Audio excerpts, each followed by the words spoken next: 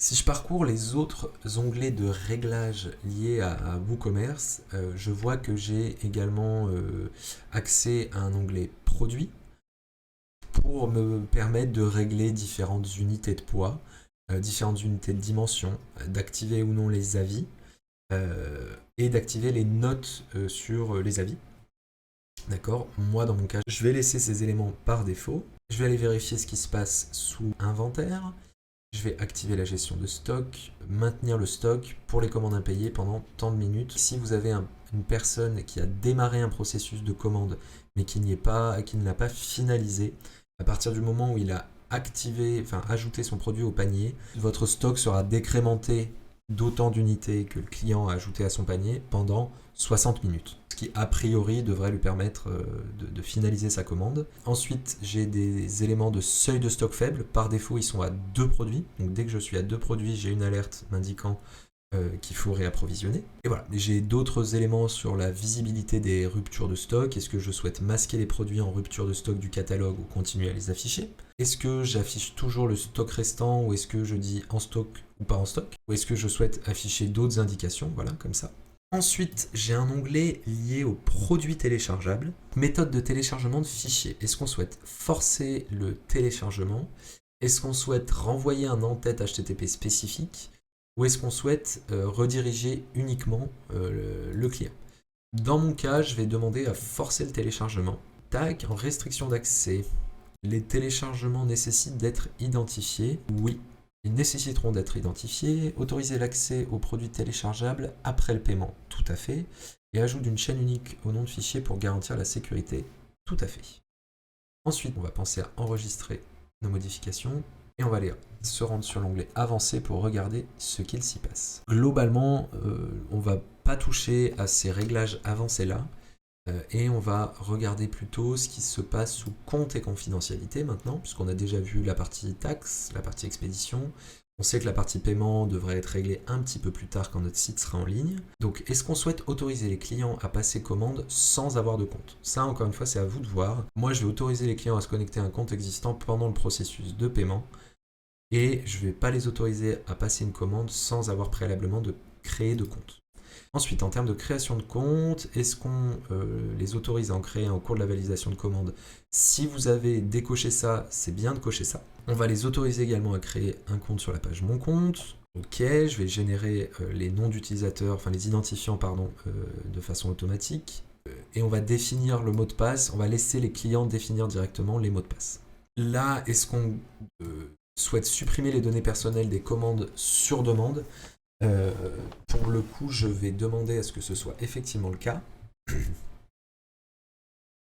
Et on va demander aussi à retirer l'accès au téléchargement sur demande. Puisqu'on n'a plus de moyen de savoir si la personne en question est bien telle ou telle personne, donc on retire l'accès au téléchargement également. On ne va pas autoriser la suppression en masse des données personnelles des commandes. Ça permet d'éviter de faire des mauvaises manips. Ici, on a la possibilité d'indiquer quelques lignes de politique de confidentialité au paiement et à l'inscription. On va laisser tel quel. Et ici, on va choisir combien de temps conserver les données personnelles. Alors, de base, c'est réglé sur indéfiniment. Faut savoir qu'on va plutôt essayer de se baser sur ce que nous invite à faire le RGPD, c'est-à-dire de conserver 3 mois les données pour des comptes inactifs. Les commandes en attente, on va les conserver pendant 7 jours. Les commandes échouées, on va également les conserver pendant 7 jours. Les commandes annulées également pendant 7 jours. Et les commandes terminées pendant 12 mois. J'enregistre ces modifications-là. Ensuite, je vais pouvoir régler toute la partie liée aux emails de nouvelles commandes, de commandes annulées, de commandes échouées, en attente, etc. etc. C'est important de bien prendre le temps de le faire si vous souhaitez avoir quelque chose qui soit bien en lien avec votre identité de marque, etc. Prenez le temps de venir sur chacun de ces emails, de venir faire gérer ici. Et de regarder voilà, quels sont les éléments qui sont indiqués ici. On verra après comment on modifie concrètement le contenu d'un mail. Pour le coup, il faudra accéder au code qui gère ces différents emails. Euh, donc pour le moment, je vais laisser tous les emails par défaut. Et voilà. Ensuite, j'ai accès à différentes intégrations de partenaires. Donc notamment MaxMind pour la géolocalisation. J'ai pas de licence, donc je vais le laisser comme tel. Ensuite, j'ai des réglages avancés. Et dans les réglages avancés, j'ai différents éléments pour indiquer quelle est ma page panier, ma page de commande, la page bon compte, la page des conditions générales de vente que je n'ai pas encore publiée. Est-ce que je souhaite sécuriser le paiement, donc forcer la validation de commande en mode sécurisé? On va le faire. On le fera une fois que le site est en ligne, surtout une fois qu'il est sur Internet avec un vrai certificat SSL installé sur notre serveur.